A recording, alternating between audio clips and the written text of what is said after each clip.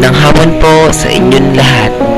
Ako po si DJ Claudio, sumasa inyo para sa aking programang Dear DJ Claudio, ang istorya ng buhay ko.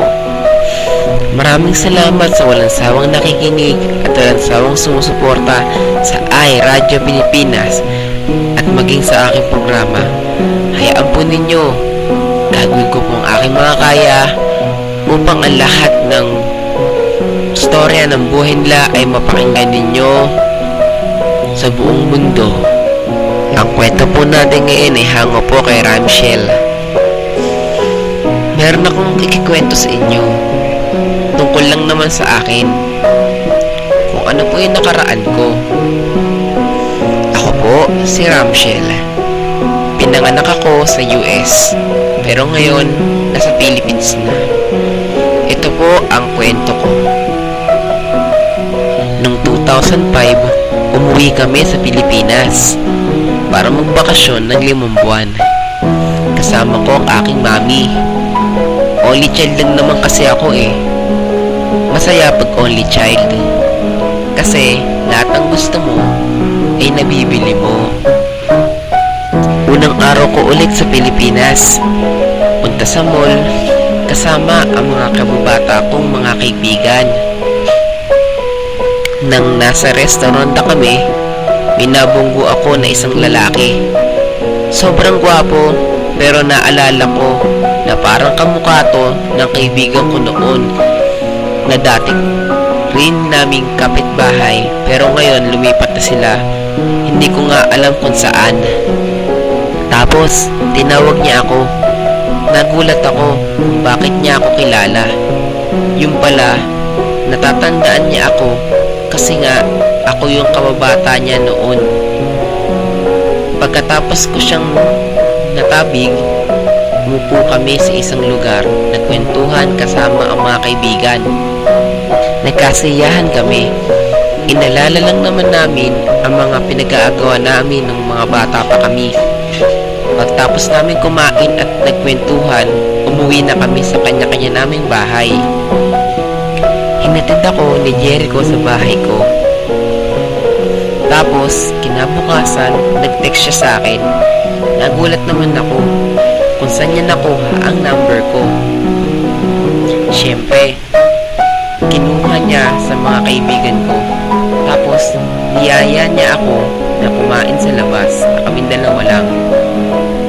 Siyempre, sabi ko oo. Kasi, kaibigan ko naman siya. At gusto ko rin gumala that time. Pumunta kami sa SM. Nilibre niya ako. Nag-shopping kami. Pumunta ng park. Tas kung ano-ano pa. Yung araw na yon, sobrang saya kasi kasama ko siya. At nakakapagod din dahil 12 hours kami magkasama. Hindi ko din makalimutan ang araw na yon na sinabi niya sa akin kung pwede ba siyang manligaw. Sabi ko naman, hindi ko alam eh. Pagkatapos nun, umuwi na kami. Kinabukasan, tinext ko siya. Sabi ko sa kanya, oo.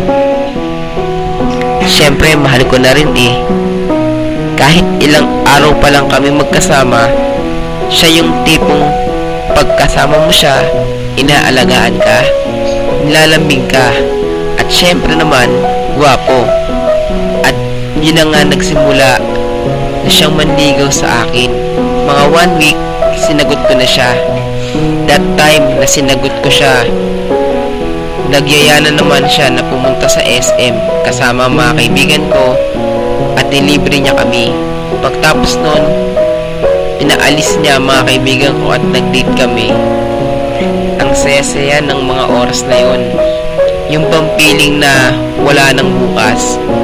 Dumaan nga ang mansari namin na magkasama kami sa sobrang saya, pero oras na rin para bumalik ako sa States. Kailangan ko siyang iwan kahit labag man lang sa loob ko. Pagkabalik ko sa States, sobrang lungkot ko. Parang ayaw ko nang kumain at parati ko siyang iniisip. Bago ako matulog, pagkagising ko ng umaga, at sa gabi man, parati ko siyang napapaginipan. Araw-araw pagkagising ko, laptop at cellphone agad ang hawak ko para tingnan kung online siya or may iniwan siyang message sa akin. Pero ang lungkot ko dahil hindi siya online at hindi man lang siya nag-online.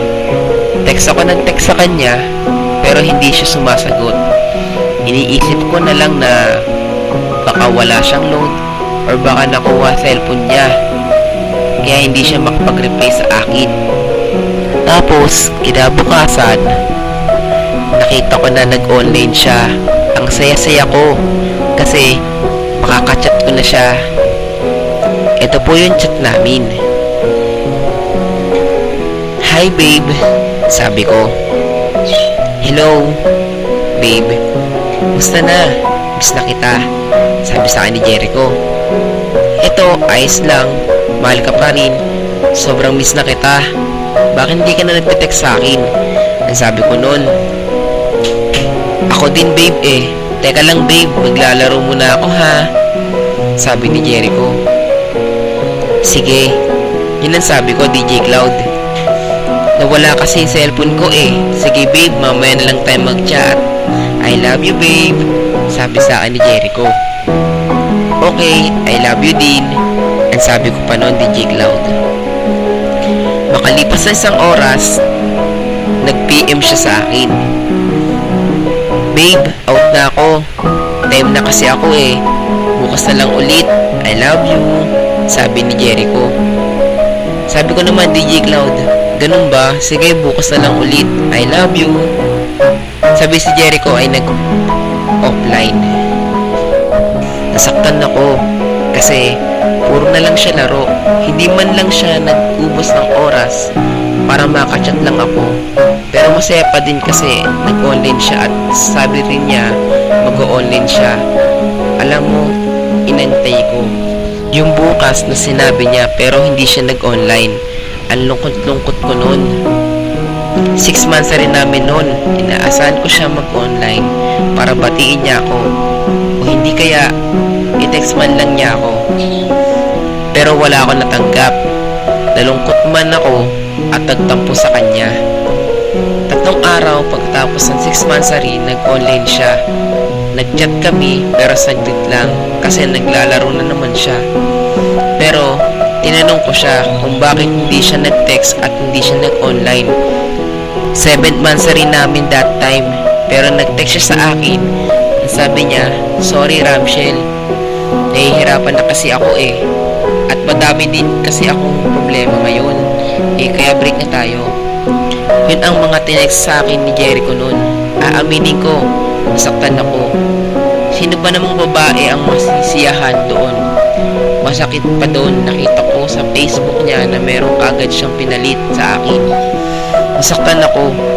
Sobra-sobra. Pero sabi ko sa sarili ko, hindi ako magpapapekto kasi kung magpapapekto ako, madadami ang pag-aaral ko. Ginawa ko yun pero hindi ko pa rin siya makalimutan.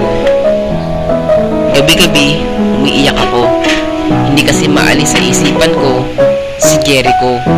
At gabi-gabi, nagdarasal ako. Sabi ko sa Panginoon na Lord, bahala ka na sa akin. Sana makalimutan ko na siya. Yung parati ang sinasabi ko bago ako matulog pero wala pa rin epekto eh kasi mahal talaga kita. That time, marami din nanliligaw sa akin pero hindi ko sila sinagot kasi nasa puso't isipan ko si Jericho pa rin. Sabi ko na lang sa sarili ko na hindi muna ako magbo-boyfriend para hindi ako masaktan.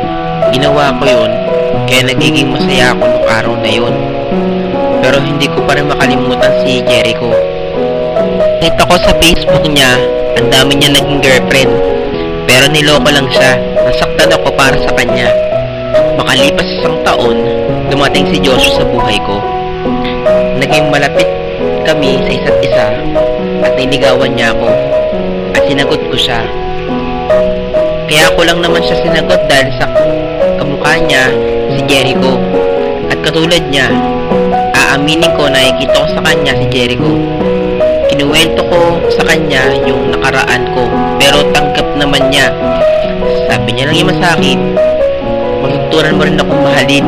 Alam ko nasasaktan siya Pero kinaya niya yon. Siguro mga 1 month kasama ko si Joshua. Natutunan ko rin siyang mahalin. At tuluyan ko na rin kinalimutan si Jericho. Aaminin ko, masaya na ako dahil minahal ako ng sobra-sobra ni Joshua. Nagdesisyon kami na umuwi ng Pilipinas para magbakasyon na kaming dalawa lang. Tumira muna siya sa bahay namin kasi wala siyang bahay sa Pilipinas. Pumunta kami sa mall, nag-shopping kami at nagde-date. Habang naglalakad kami, nakabangga ko ang isang lalaki. Nagulat ako sa nakita ko. Si Jericho nga yun. Sabi niya sa akin, "Ikaw ba yan, Ramshel?" Sabi ni Jericho. "Ay Jericho, hello." Sabi ko pa noon, DJ Cloud.